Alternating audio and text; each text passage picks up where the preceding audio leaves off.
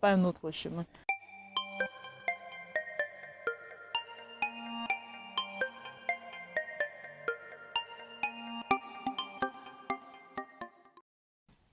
Hello à tous, j'espère que vous vous portez super bien par la grâce de Dieu. Moi, je vais très bien comme vous le voyez. Je suis Chapella pour ceux qui me regardent pour la première fois. Bienvenue sur ma chaîne YouTube.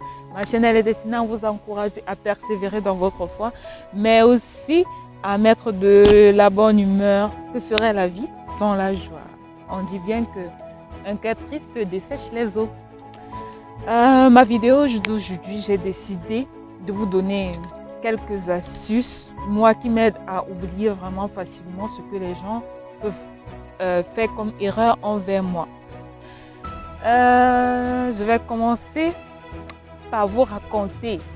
Ceux qui ont l'habitude de voir les films d'action, vous savez quand l'acteur c'est toujours quelqu'un qui n'a rien demandé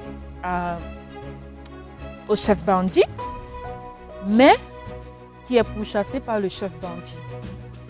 Et sur son passage, pour pouvoir atteindre l'acteur, le chef bandit utilise tous ceux qui sont autour de lui ou tous ceux qui ont la possibilité de l'aider.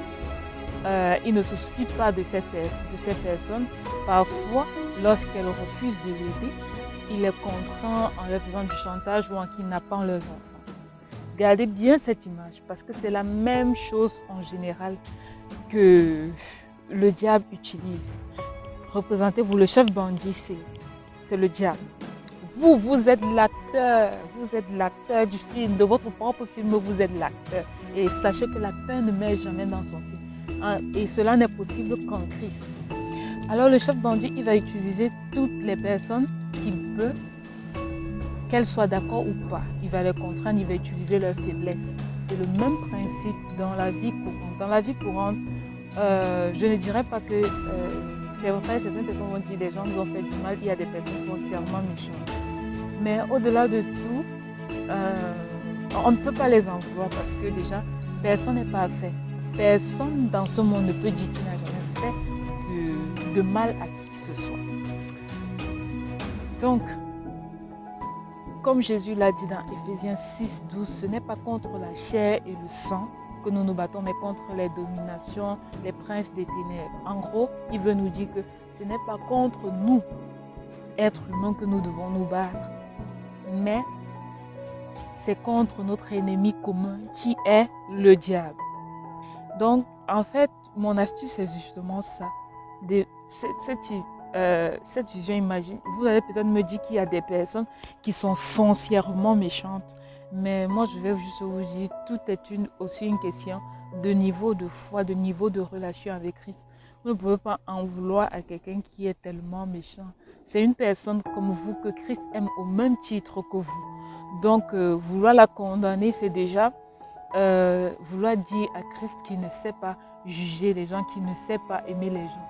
J'avais-vous donc, qu'est-ce qu'il y a à retenir? Il y a à retenir qu'il faut visualiser la scène, se dire, la personne qui me heurte là en face de moi, le diable a juste utilisé sa faiblesse pour m'atteindre. Ensuite, se dire, bon, là, le mal a déjà été fait. Que faut-il que je fasse? Il faut que je pardonne. Car moi-même, je ne suis pas parfait.